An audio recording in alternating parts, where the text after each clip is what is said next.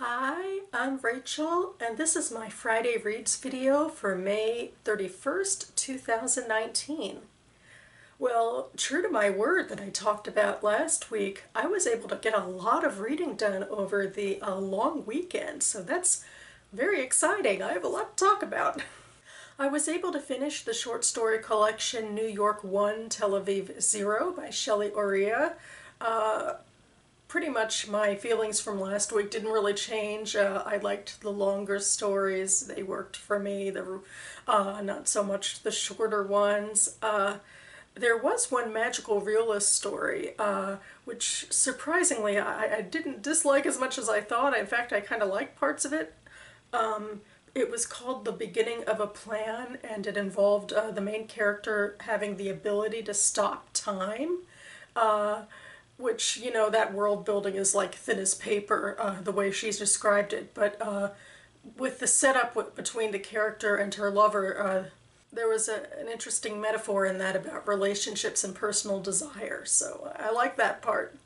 So I thought it was an okay book. The longer stories, yep, it was good. Next I read The Gunners by Rebecca Kauffman. This is a story about a childhood group of friends from Buffalo, New York. The six of them sort of met early in life, like in elementary school, and were sort of corralled by one of them to join a group and meet in a abandoned home near their homes as their sort of playhouse, as it were. And then, this is all still backstory, somewhere in the junior year of their high school, one of the members, Sally, sort of abruptly stopped talking to the rest of the members. And, you know, other members tried to push and, like, what's going on, and she was having none of it. And, you know, ultimately it just, you know, life went on, and they all went their separate ways after school. And the five of the rest of them stayed in touch through email, but most of them moved away. And we were following Mikey, who is this character who stayed in town along with Sally. And Sally continued not to talk to him.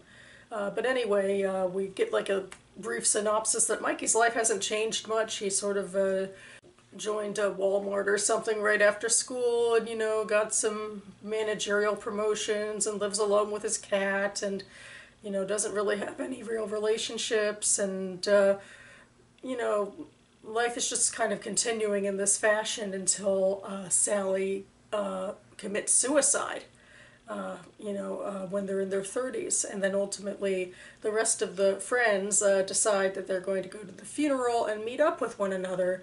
And things are jump-started from there, and the night after the funeral, everyone meets up for the first time in years, and they talk a fair bit about the past, and secrets come out that they didn't tell each other back then, and they talk a bit about where they are now, and we're seeing this through the prism of Mikey, and when all is said and done, he's has a lot to take in, and he learns a lot of secrets, including about himself.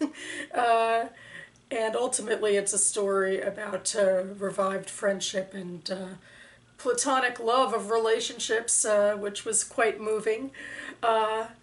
Overall, I wasn't as moved by this book as I thought. I thought that the inundation of reveals, I guess it felt a little too formulaic in a way. I talked in my review about not being really interested in the characters beyond what the author put on the page, but the rest of it, I mean, I liked it, the relationships. One of the other female characters in particular, an abrasive woman named Alice, kind of leapt off the page, and I had a soft spot for Mikey, who was, you know, this quiet, shy little loner, kind of. And I liked the theme and the ending about, you know, finding a way to, you know, let love in your life, especially for platonic relationships. But it wasn't as moving as I would have hoped, but it was good. Next, I read The Fox Hunt, a refugee's memoir of coming to America by Mohammed al-Samawi. This memoir follows al-Samawi from Yemen to America. Al-Samawi was born into a middle-class Yemeni family, and basically was taught by his society and his parents basically to blame the West, blame Jews, especially for a lot of things, and Yemen is a country that's very poor. It's plagued by a bit of violence, and this is even before the ultra troubles and violence that started a few years ago when different factions started fighting each other, and the country kind of dissolved into civil war. But before all that, Al-Samawi is growing up. He has a difficult childhood. He had a stroke, and it paralyzed a part of his body, and he wasn't able really to interact as much with his classmates as he hoped to. He did a lot of reading. He ended up basically doing really well in school, and took some classes in business and things like that, and ultimately led him to a foreign teacher named Luke, a Christian guy from England. And they grew to like each other, and then Al-Samawi got concerned, like, wait a second, you know, he's my good friend, but, you know, I believe he's going to go to hell because he doesn't accept the Quran, so I'm going to give him the Quran to, you know, try to save his soul. And in response, Luke says, okay, I'll read your book if you read mine, and he gives him a copy of the Bible. And Al-Samawi is a character who has always been incredibly curious and loved to read, and I don't think he didn't mean to get intrigued by the Bible, but he did decide to start reading it, and it sort of opened the floodgates of curiosity when he started to realize that the Jewish and Christian religion, as you know, described in the Bible, wasn't really that different from Islam. And he started trying to reach out to Christians, and especially Jews, to talk about their beliefs, which was difficult proposition. There aren't really many Jews left in Yemen at all. Most of the ones that are still there, I think, are pretty deep in hiding. So he'd have to go out into the broader world to talk to people. And so he was working in NGOs and was able to link to, ultimately, to peace activist groups that met in other parts of the Middle East. And he sort of went out of the country on false pretenses and started meeting people, and sort of started expanding his mind about the fact that, you know, there's a bigger story out there than just blaming the West and the Jews for everything. And he started really to embrace the idea of interfaith talks, but this was very dangerous in Yemen, and once he was found out, more or less, he started getting death threats, and concerned for the safety of his family, he flees the capital city and goes to Aden, the city of Aden, but that's the city where the violence of the civil war started to break out.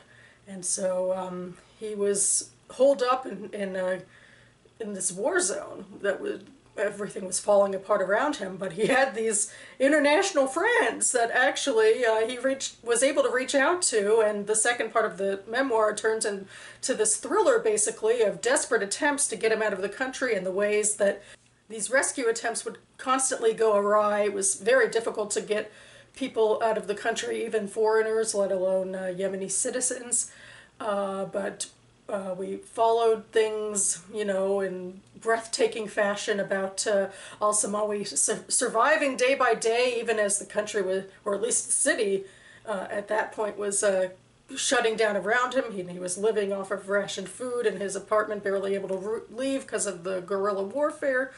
And meanwhile, his group of friends abroad were using, you know, the internet to stay in touch with each other and to advocate and call and email, like, senators and other countries' officials to try to get him out. And so it was very breathless, and but also incredibly hopeful, and sort of fascinating to think about how the internet can bring people together like this, and what it can do, and what these activism connections can do, and what, you know, an interfaith promise of relationships can do, like to, you know, reach your neck out for someone who is of a different culture than you, and so forth. And so it was a very uplifting book, you know, certainly on the physical level, because spoiler alert, he got out, but also on the emotional level of learning that the world is a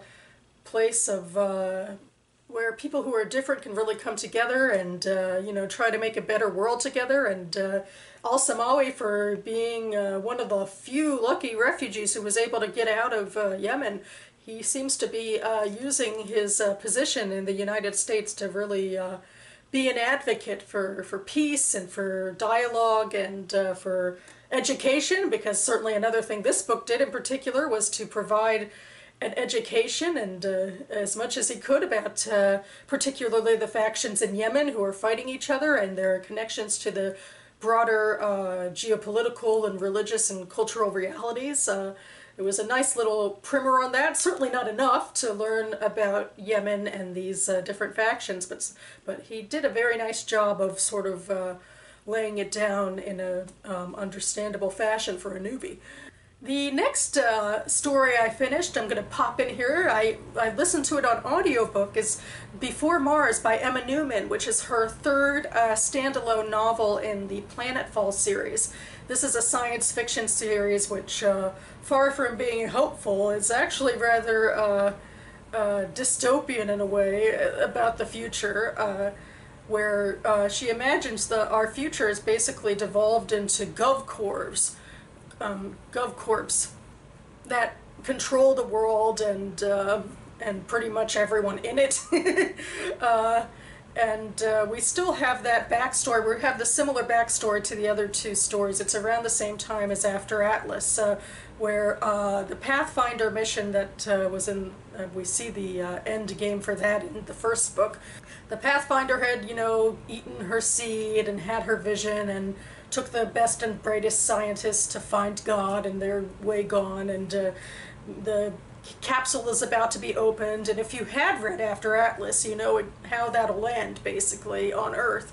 But you don't have to have read it. But I'm an advocate, I guess, for reading them in order and for the ways that they all tie into one another. This novel takes place with Anna Kuprin, who is this geologist and painter who is employed by the Gabor Corps to go to Mars, which is a planet that Gabor Corps owns exclusively. And apparently she's sent there to paint Mars, basically to be, that her paintings would become luxury items for Stefan Gabor, the head of Gabor Corps, to, you know, to sell at exorbitant prices and that sort of thing. And she's sent to a base he has there where people are doing some science, and there's this sort of immersive science show led by another doctor that's kind of popular on Earth, kind of dropping in ratings. But anyway, she's sent there, and almost immediately there's just this sense of suspicion and paranoia and deja vu in the air. She goes to her room and finds a note in her own handwriting. It's like more than a note, it's like painted in her painting style, so that, you know, it seems very legitimately from her, and it warns her not to trust one of the doctors, and there's a questionable activity with the AI computer, and is there another base on Mars, because there isn't supposed to be, and the computer's telling them no, and all the data's telling them no, but she's, you know, she has this unnerving feeling, and there's other unnerving aspects about life with the crew, like, wait a second, some things are off here, it's like she's been here before. And meanwhile, the story dips into a lot of backstory about Anna, that she had been suffering from postpartum depression. She left a husband behind who, like, through the backstory, you realize they have a rocky relationship. She has a very young daughter who she loves, but not in the sort of intense way that most people love their children. For the most part, she's sort of inundated with this sense of stress about taking care of this other person and having her life defined by motherhood, and she's feeling guilt because of how excited she is to get away and to actually do some geology and do some painting on Mars and how amazing that is and blah blah blah.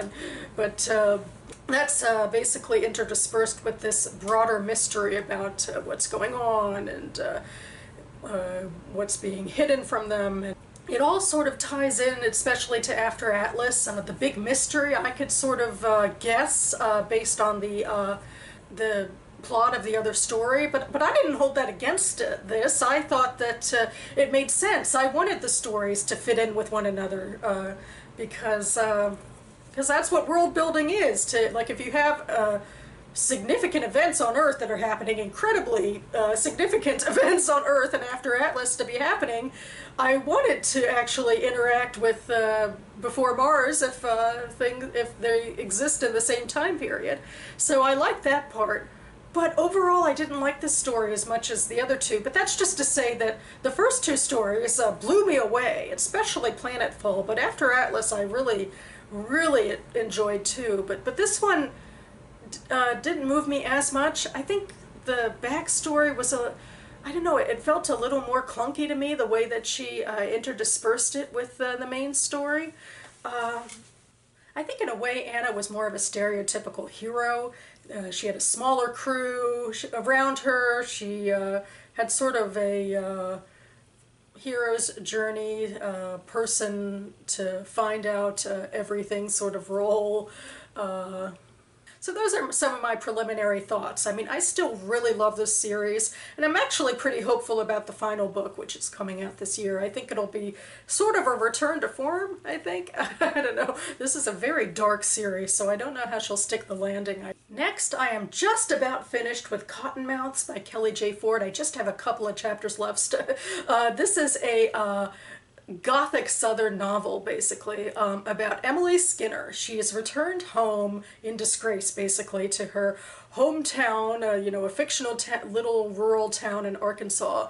She had gotten a scholarship to go to college, but she basically flunked out and lost it, and has returned home and is trying to find a job. Meanwhile, she runs into an old flame, Jody. Well, basically, Emily's been in love with Jody for a long time. And Jody is sort of even more of a black sheep, really, than she is. Her mother abandoned her when she was a teenager, and her father had been out of the picture for a long time prior.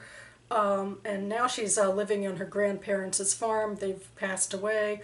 And Emily gets embroiled with her and with a drug operation she has going on with a couple of guys in her chicken coop. And Emily's kind of aghast about that, but she's really drawn to Jody and just has a lot of, you know, unrequited feelings for her.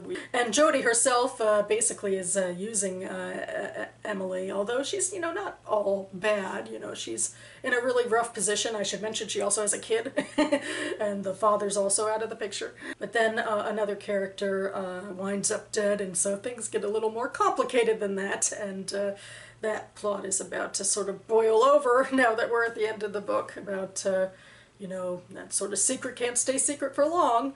And I really enjoy it. I mean, I think the writing style is really engaging. The characters are fleshed out, but also the plot is at a good clip. I was thinking of comparing it to Sugar Run by Mesha Marin, which is another small town in the South story with crime and lesbians. And that one I think was a little less approachable. There was a lot more backstory in that one, although there's a fair bit of backstory in this, I guess, about Emily's growing up with Jody. A lot of the story is in the present, and the relationships and the action are very crisp and immediate, and so, but yeah, I really like this. I'm so glad I finally read it. I got it signed at last year's Gaithersburg Book Festival.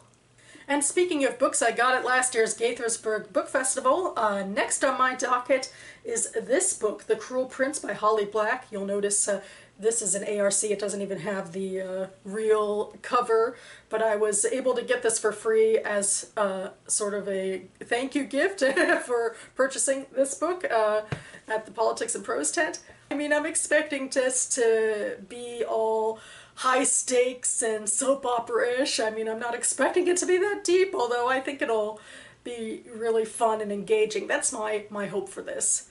So that about covers it for me now, and I guess to stay with the Cruel Prince, I'm going home tomorrow from my nephew's birthday party. I'm going from the DC area to Baltimore. I'll be with family. I guess I'll technically not have as much time to read, certainly in comparison to last weekend where I was just able to stay home and read for most of the weekend. So the fact that I'll be out and about among people means I think this will be a good book to bring with me, because I think it's probably going to be a fast clip and really engaging, so I can read quickly. And so I hope you all are also enjoying your reading plans now that we are officially into June, because I'm late as usual with my Friday reads. Hope everything is going well. Thanks so much for watching, everyone, and I'll see you next time.